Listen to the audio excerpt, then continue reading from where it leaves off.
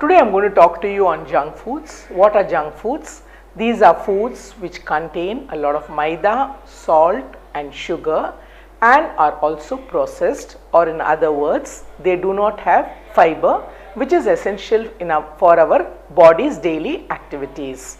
So example of junk foods would be instant noodles, burgers, pizzas, french fries, chocolates, pastries, cakes, ice creams and lot of other high calorie dairy products. So these junk foods are very high in calories and devoid or do not contain important vitamins and minerals. So these tend to increase the weight in our body, the weight of our body, or in other words are one of the major causes of obesity.